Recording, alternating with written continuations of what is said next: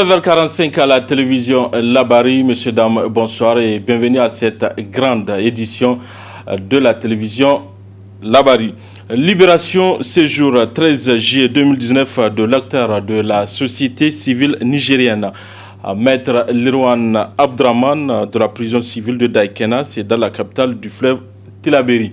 Deux griefs à lui reprocher, on valide 16 mois de privation de liberté à Maître Lirwan qui se voit désormais libre de tout mouvement. Les temps forts de cette libération avec nos envoyés spéciaux Adamou Soumana, c'est les images de Aboubakar Souley. C'est un maître Lirwan, visiblement en pleine forme, qui reçoit ainsi ses camarades de lutte à la devanture du réputé camp pénal de Daikena où il était en détention. Après 4 mois de privation de sa liberté dans le cadre du combat citoyen engagé par des organisations de la société civile contre la loi de finances 2018 et 12 autres mois de détention pour outrage contre le doyen de juge, cet homme à l'allure chétif mais très combatif recouvre sa liberté dans la joie mais aussi dans l'amertume. Mes sentiments sont les sentiments d'un bon citoyen parce que venir et rester en prison pour respecter une décision en justice, de justice à tort, une décision en justice, la respecter, ça, c'est aussi une preuve de bonne citoyenneté. Et je suis sorti sain et sauf. La prison, ce n'est pas une tombe, c'est aussi une autre vie. Et ça m'a beaucoup renforcé dans mon engagement parce que ce qui m'a amené en prison, ce n'est pas une raison propre à moi, c'est dans un combat citoyen pour la défense des droits de l'homme et de la démocratie que je suis venu ici. Et vous avez constaté autant que moi qu'il s'agit d'un règlement de compte. La détention de ce grand défenseur des droits de l'homme, de surcroît juriste de formation, lui a permis de découvrir avec tristesse certaines réalités des geôles nigériennes. Ce ne sont pas surtout les conditions, mais seulement la situation des dossiers des détenus qui sont là. Ceux qui sont longtemps en train d'attendre le jugement qui n'est pas encore intervenu et qui sont en train de croupir. Et le fait que l'idéal de la prison que je constate qui n'est pas encore atteint, parce que quand quelqu'un vient en prison, c'est pour être corrigé, c'est pour se former et s'adapter à la société quand elle va sortir. Les gens ne font rien, ils sont là assis tous les jours et l'État les entretient alors qu'un programme doit être fait pour la prise en charge de cette question qui est la plus importante. Parce que c'est un gâchis le fait d'amener des bras valides et qui sont là, ils ne font rien. Et puis c'est ça qui fait la radicalisation. Vous avez constaté d'une manière générale, tous ceux qui sortent des prisons sortent de plus en plus radicalisés. Or, ce n'est pas ça l'objectif de la prison. Présent à la libération de Maître Lirwan pour les uns et à son accueil à quelques encablures de la capitale pour les autres, les camarades de lutte du pensionnaire de Daikena se sont mobilisés pour partager avec lui ce moment de joie tout en donnant leurs impressions. Fierté que ce camarade a purgé ses 16 mois de prison et qu'il en est sorti réagardi et déterminé à continuer la lutte. La lutte contre la mauvaise gouvernance, la lutte contre la corruption, la lutte contre la prise en otage du peuple nigérien. Et Inch'Allah, les gens qui sont responsables de tout ça là payeront un jour. Ils pensent avoir le pouvoir pour régler des comptes. Mais c'est eux, le peuple, qui va leur régler leur compte un de ces jours. Vous vous rendez compte que nous avons déjà fait 4 mois dans le même dossier avec lui. Et ça s'est révélé 4 mois de détention arbitraire.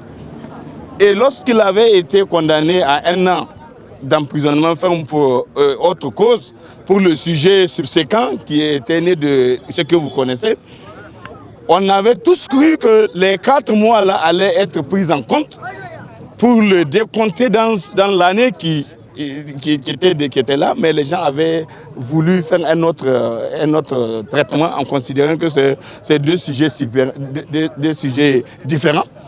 Les gens là nous ont détenus abusivement pendant 4 mois et d'autres même 6 mois. Après, on a fini par constater le non-lieu et ils ont fini par être élargis, comme ça sera le cas de notre camarade Sadat Eliana Malan qui est actuellement en détention arbitraire, gravissime, sur la base des chefs d'accusation inadmissibles, intolérables et inacceptables. Les compagnons de lutte du très engagé acteur de la société civile l'ont accompagné jusqu'à son domicile pour prouver à la face du monde que le cadre de concertation et d'action citoyenne, malgré toutes les adversités dont il a fait l'objet, reste et demeure soudé et solidaire, mais aussi et surtout plus engagé comme il ne l'a jamais été pour la défense des intérêts des populations nigériennes. En mission au Niger, à l'occasion de l'Assemblée générale mondiale de la campagne Tournons la page, le coordinateur adjoint du TLP Congo-Brazzaville a, dans un entretien à la télévision Labari, évoqué le combat que mène TLP en faveur de la bonne gouvernance en Afrique. Christian Boiseo a surtout insisté sur l'alternance politique.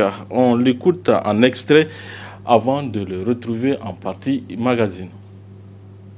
Il est entendu que à partir des échecs liés à la démocratisation du continent, à partir du fait que on a vu des gouvernements s'asseoir de manière durable au niveau des pays, s'asseoir au-delà même de ce que les lois autorisent ou permettent, la façon dont les pouvoirs ont été confisqués par le haut a établi, en tout cas dans beaucoup de pays, les difficultés pour ces gouvernements de pouvoir faire du développement à partir des ressources qui ont été les ressources qui auraient dû normalement aider pour faire ce développement.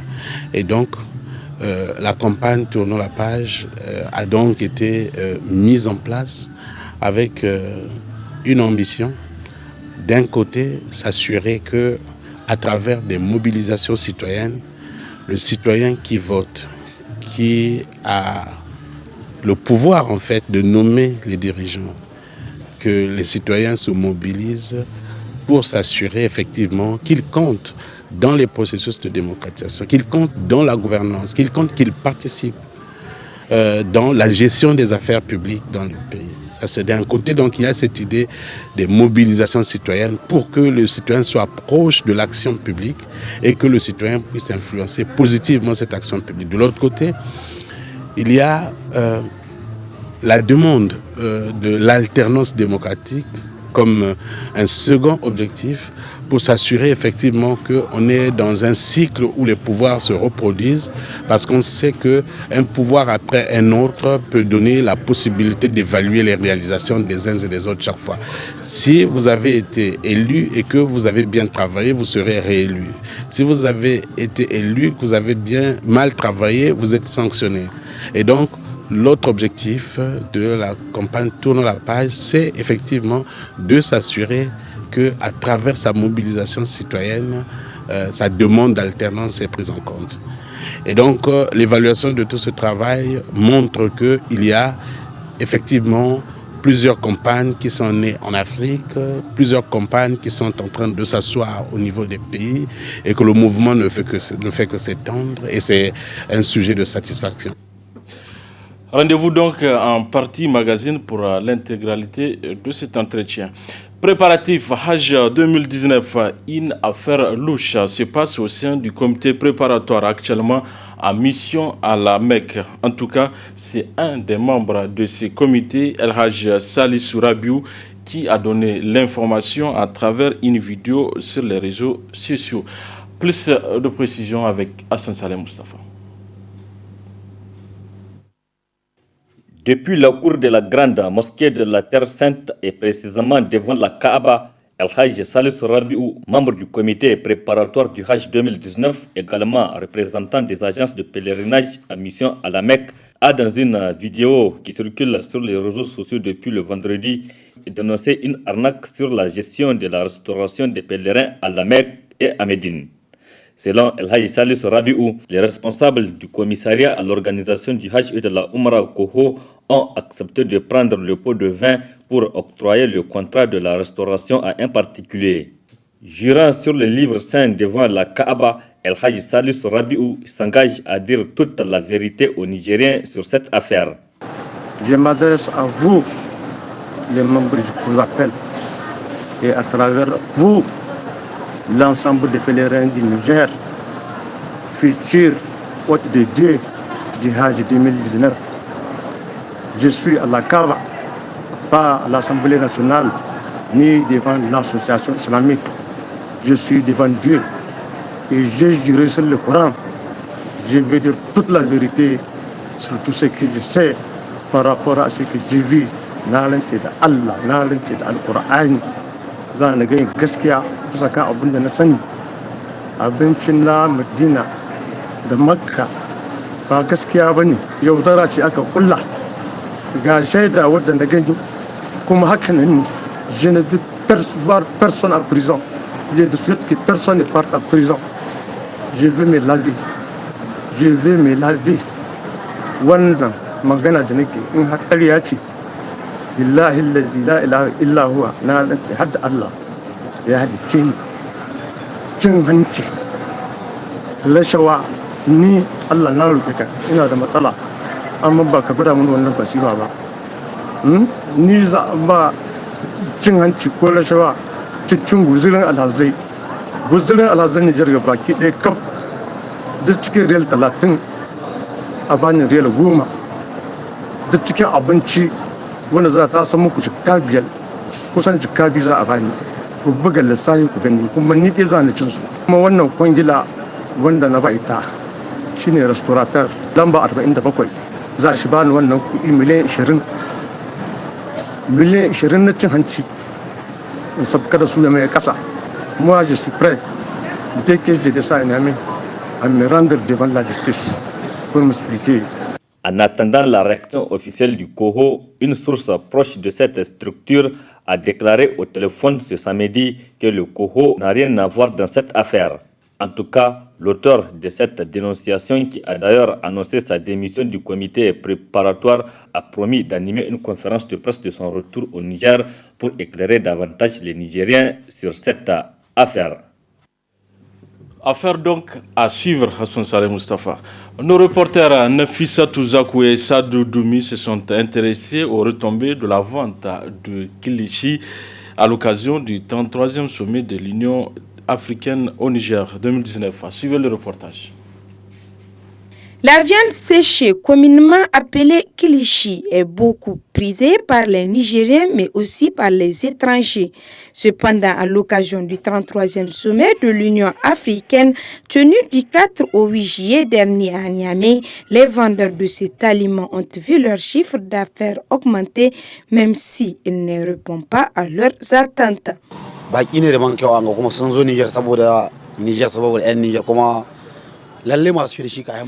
Les étrangers sont venus en nombre. Dieu merci. Ils ont payé le kilichi et nous sommes vraiment fiers. Ça dépassait même nos attentes.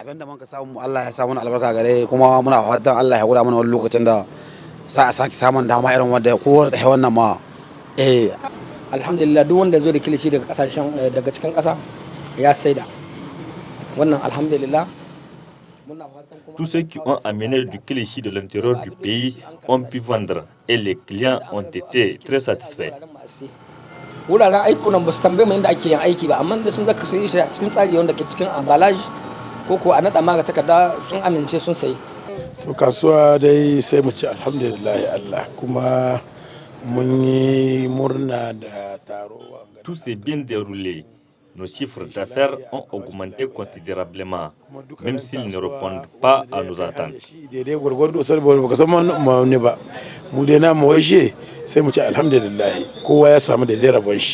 À l'occasion des grandes rencontres de ce genre, les vendeurs du kilichi appellent les autorités à leur trouver un cadre idéal de vente de kilichi afin de mettre plus en valeur leur commerce.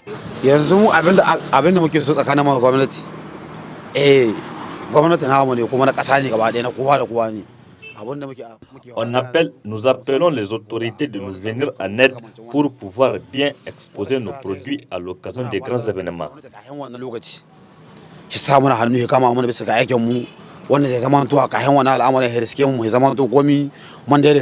Shine bukatun mu iya gurgurdan hali.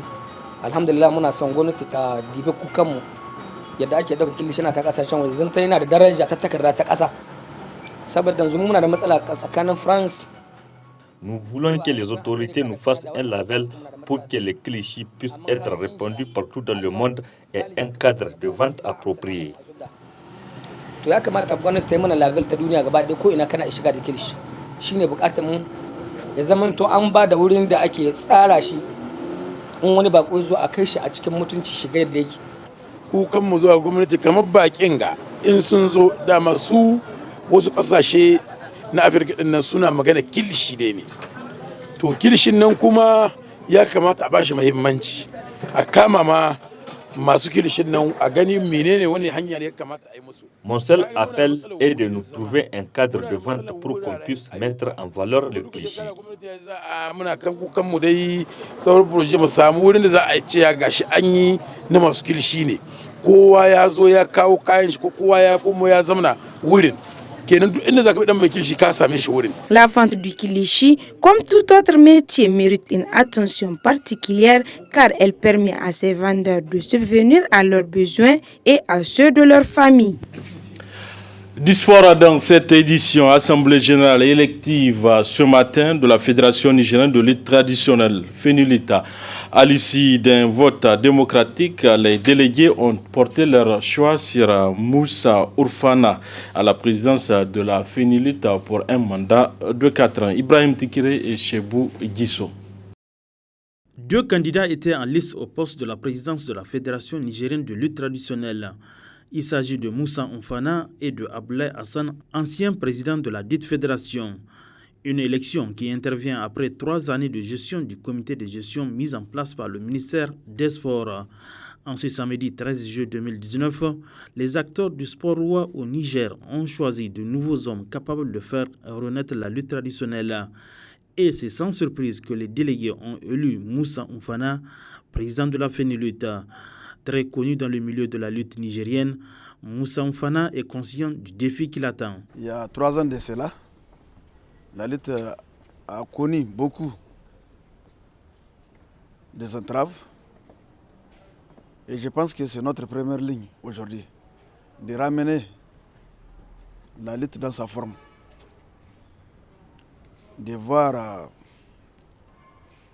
ceux qui ne tiennent pas et ceux qui ne vont pas dans le milieu de la lutte, quand même de les faire exclure et de ramener la calmie, la quiétude et aussi les rassemblements de tous les acteurs de la lutte traditionnelle. Êtes-vous prêt à travailler avec votre adversaire? En tout cas, je lui ai dit ça même dans la salle. Je lui ai dit que moi, de toutes les façons, je vais travailler avec lui. Qu'il reste candidat, qu'il retire. De toutes les façons, moi je sais que c'est un acteur de la lutte. Je vais continuer à travailler avec lui parce que je sais qu'il en connaît quelque chose de la lutte. Je n'ai pas les mots. La seule chose que je peux dire, c'est de remercier les gens, les délégués, les autorités. Après 3 ans de difficultés, et aujourd'hui, je pense que la solution est trouvée. Et on va travailler et on est là pour aider le Niger, pour amener un grand changement. Pourquoi pas prendre l'exemple du Sénégal pour aider. Et vraiment, je pense qu'à partir d'aujourd'hui, on va aller loin. Peu avant l'élection du nouveau président de la FENILUTA, son challenger a désisté dans la salle pour des raisons liées au processus électoral. Vous avez constaté que nous n'avons pas eu de temps. On m'a donné 1 minute pour parler aux électeurs. Est-ce que quelqu'un qui doit travailler sur 4 ans peut prendre juste 1 minute pour dire son plan de développement de la lutte? J'avais voulu développer mon plan, malheureusement, le temps ne me permet pas de développer mon plan. Et sur quelle base les électeurs vont me lire s'ils ne savent pas ce que je vais faire? Raison pour laquelle j'ai désisté en faveur de l'autre. Monsieur le Président, est-ce que vous allez revenir aux affaires dans les 4 prochaines années? Non, les affaires, là, ce n'est pas les 4 prochaines années. Mais bientôt, il y aura la fin de mandat des districts des ligues. Nous allons aller dans ces districts, dans ces ligues, pour aider la fédération à travailler. Si notre recours ne passe pas, on est obligé parce que c'est quelque chose que nous aimons. C'est donc Moussa Ourfana qui présidera pendant 4 ans la FENILUTA. Une fédération secouée par des turbulences depuis des années, comme l'a relevé le ministre des Sports Kassoum Mokhtar. Il appartiendra désormais à l'équipe de Moussa Oufana de ramener la sérénité entre les acteurs, mais aussi l'animation des arènes et reprendre la place de leader dans l'espace CEDEAO en détrônant le Sénégal. Je l'ai annoncé en début de cette édition en mission au Niger à l'occasion de l'Assemblée générale mondiale de la campagne Tournons la page. Le coordonnateur adjoint du TLP Congo-Brazzaville a, dans un entretien à la télévision Labari, évoqué le combat que mène TLP en faveur de la bonne gouvernance en Afrique. Christiane Mouzéo a surtout insisté sur l'alternance politique. Très bonne réception.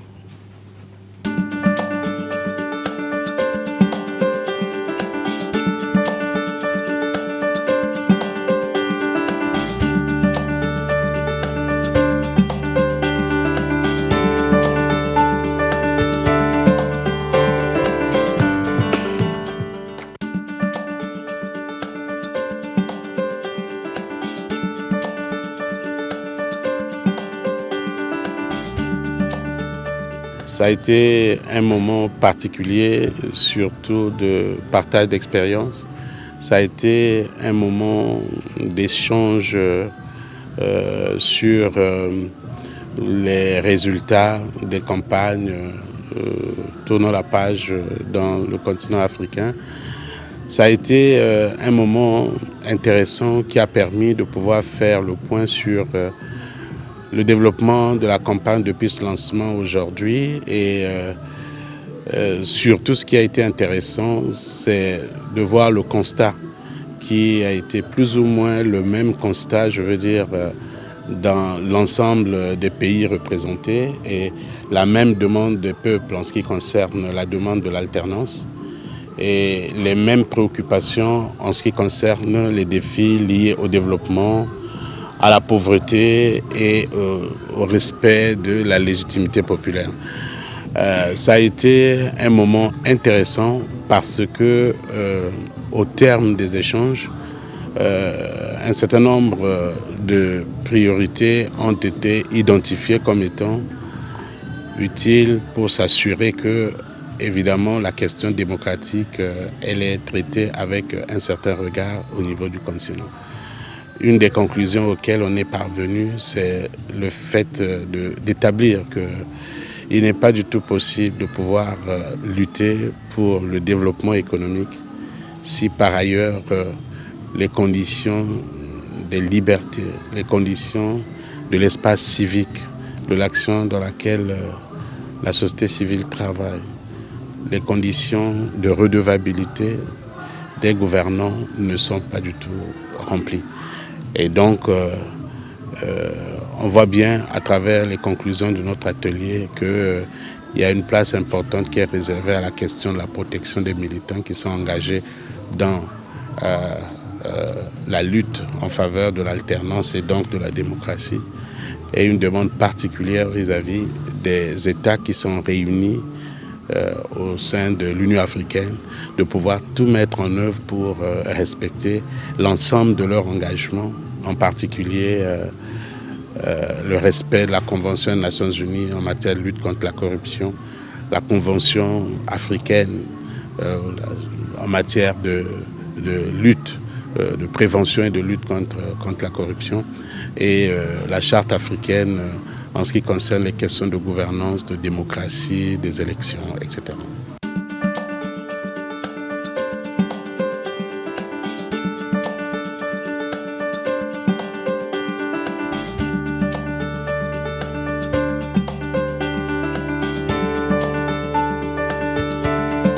Il est entendu que à partir des échecs liés à la démocratisation du continent, à partir du fait que on a vu des gouvernements s'asseoir de manière durable au niveau des pays, s'asseoir au-delà même de ce que les lois autorisent ou permettent, la façon dont les pouvoirs ont été confisqués par le haut, a établi, en tout cas dans beaucoup de pays, les difficultés pour ces gouvernements de pouvoir faire du développement à partir des ressources qui ont été les ressources qui auraient dû normalement aider pour faire ce développement. Et donc, la campagne Tournons la page a donc été mise en place avec une ambition. D'un côté, s'assurer que, à travers des mobilisations citoyennes, le citoyen qui vote, qui a le pouvoir en fait de nommer les dirigeants, que les citoyens se mobilisent pour s'assurer effectivement qu'ils comptent dans les processus de démocratisation, qu'ils comptent dans la gouvernance, qu'ils comptent, qu'ils participent dans la gestion des affaires publiques dans le pays. Ça, c'est d'un côté, donc il y a cette idée des mobilisations citoyennes pour que le citoyen soit proche de l'action publique et que le citoyen puisse influencer positivement cette action publique. De l'autre côté, il y a la demande de l'alternance démocratique comme un second objectif pour s'assurer effectivement qu'on est dans un cycle où les pouvoirs se reproduisent, parce qu'on sait qu'un pouvoir après un autre peut donner la possibilité d'évaluer les réalisations des uns et des autres chaque fois. Si vous avez été élu et que vous avez bien travaillé, vous serez réélu. Si vous avez été élu, que vous avez bien mal travaillé, vous êtes sanctionné. Et donc, l'autre objectif de la campagne Tournons la page, c'est effectivement de s'assurer qu'à travers sa mobilisation citoyenne, sa demande d'alternance est prise en compte.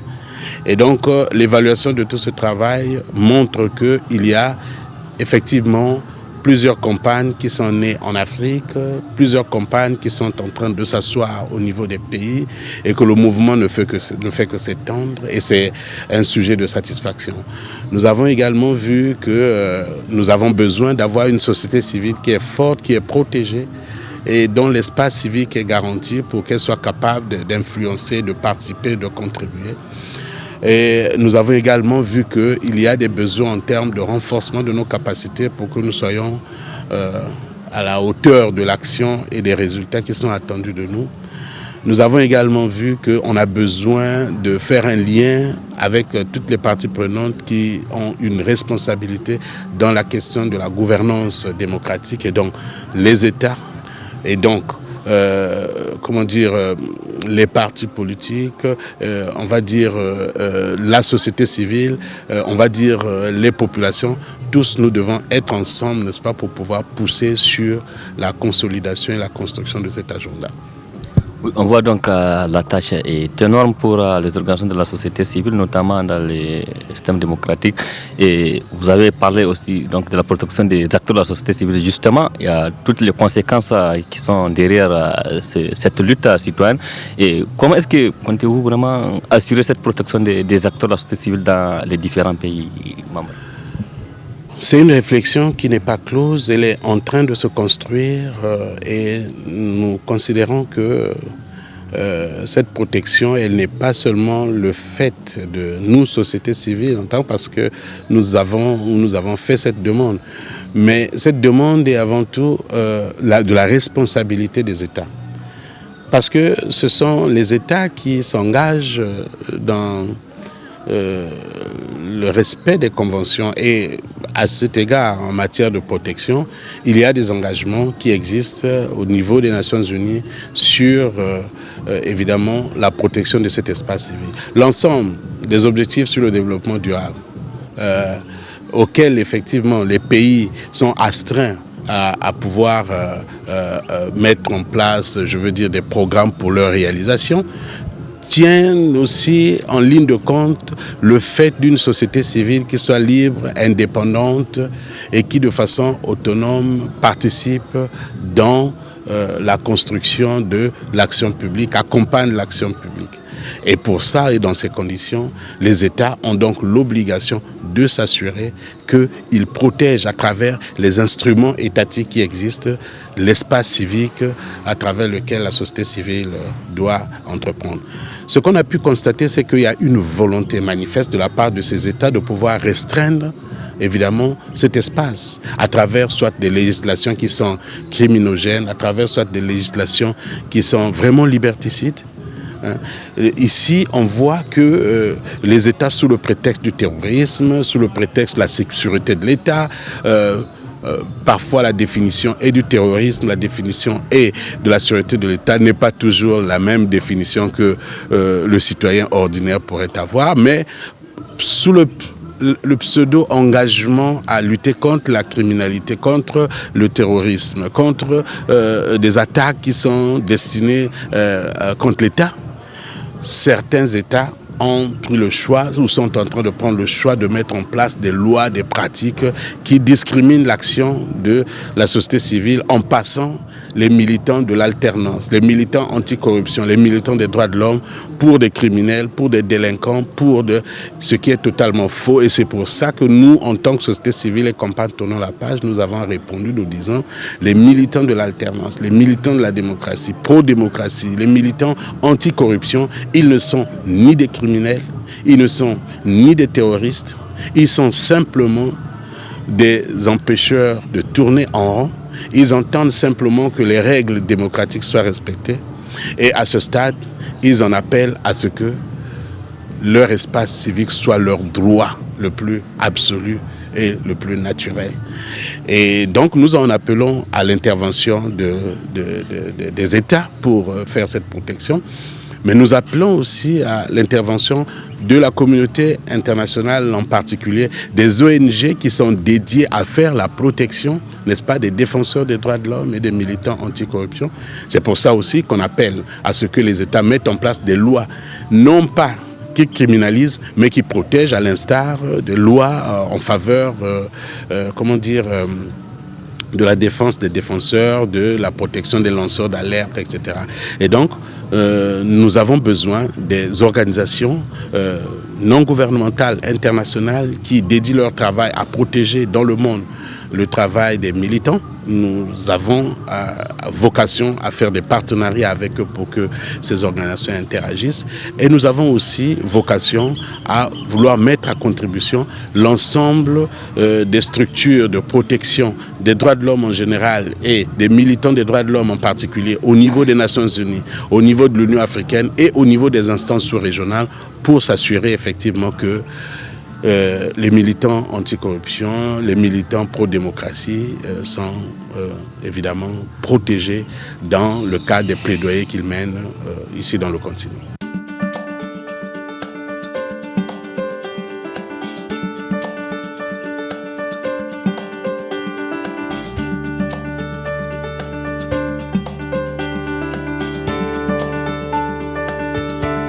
La seule chose plausible à entendre et à comprendre, c'est que simplement les gouvernements n'acceptent pas le plaidoyer que mène la société civile, puisque c'est un plaidoyer qui a trop de liens avec la vérité.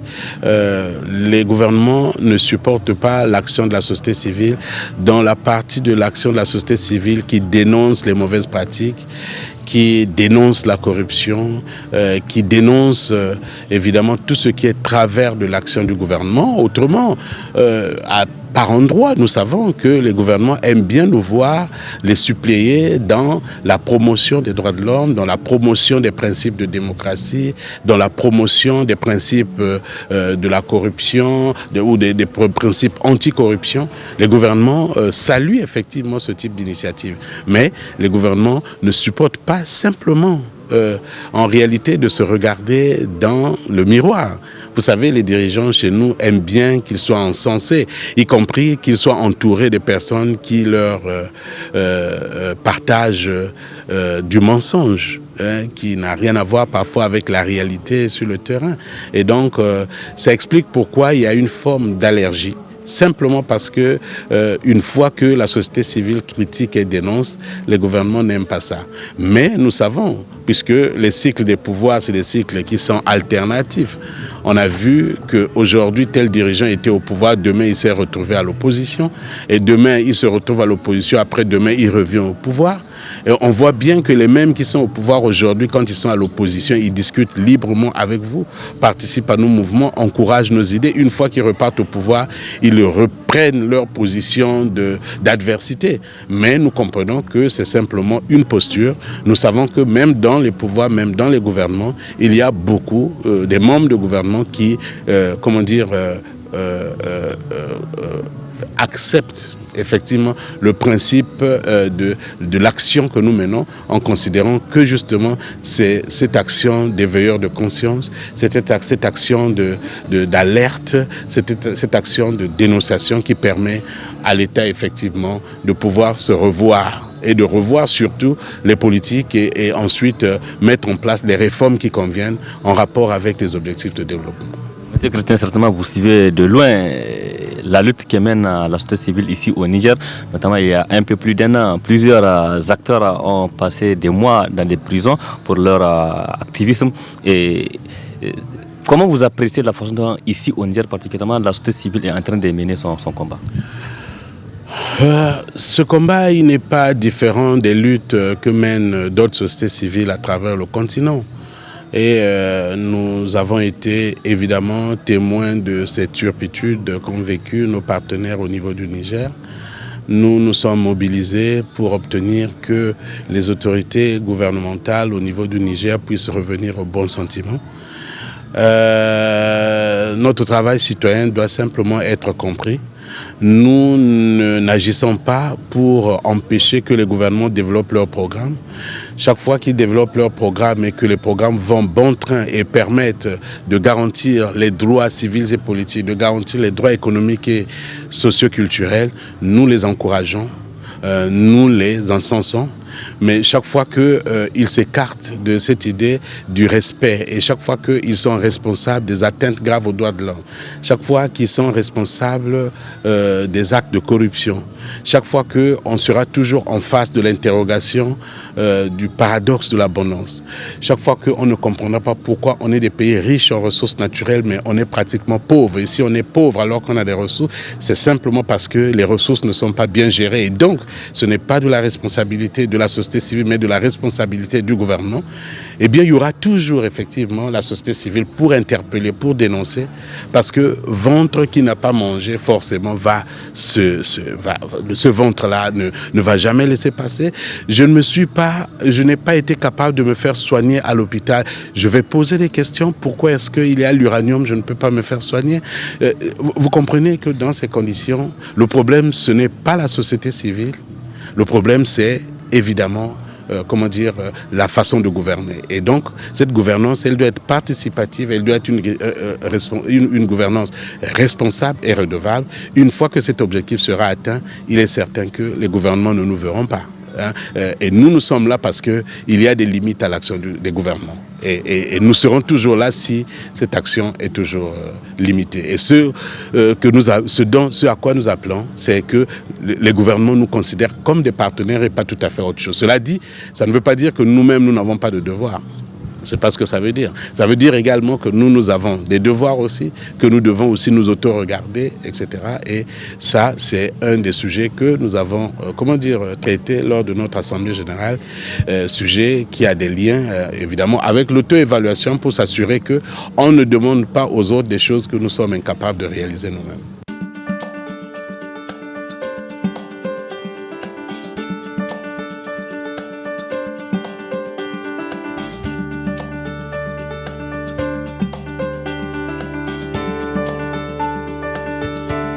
Nous considérons simplement que la question du terrorisme, elle trouve sa réponse dans, plus généralement, la réponse qu'on donne en matière de gestion publique. Qu'on parle de terrorisme, qu'on parle de violation des droits de l'homme, etc. Je pense qu'à la base, il y a des revendications, à la base, il y a des demandes auxquelles il faut absolument apporter des réponses. Évidemment, nous ne sommes pas, nous n'avons pas d'alliance avec des terroristes qui sont des crimes que nous condamnons, bien entendu. Et de ce point de vue, en matière de lutte contre le terrorisme, nous serons à côté des États pour les accompagner de façon à ce que ce type de crime et tout ne soit pas perpétré et que les conséquences de ces crimes-là ne soient pas subies par nos peuples. Puisque nos peuples ont besoin de paix, nos peuples ont besoin de quiétude, nos peuples ont besoin de se développer. Et évidemment, pour que ce développement soit possible, il y a lieu effectivement de pouvoir entrevoir avec la clarté qui est nécessaire les problématiques que posent, les sujets qui sont liés justement à ces actions de terrorisme et que des réponses adéquates, des réponses humaines soient apportées pour que on s'achemine vers des solutions durables et qui permettent effectivement d'asseoir la paix nécessaire pour le développement de notre continent.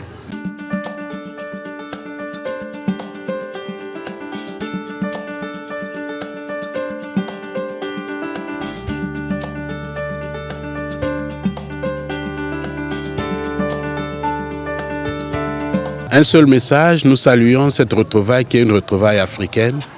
La chose que nous souhaitons, c'est que ça ne soit pas une retrouvaille de plus. Que les chefs d'État se réunissent, c'est une bonne chose. Qu'ils discutent de nos préoccupations, c'est ce que nous attendons. Mais qu'ils discutent des solutions durables aux préoccupations qui sont celles de l'Afrique. Ça, ce sont effectivement les véritables attentes que nous avons. Parce que pour nous, l'Union africaine doit cesser d'être une Union africaine des chefs d'État. Elle doit désormais être une Union africaine des peuples.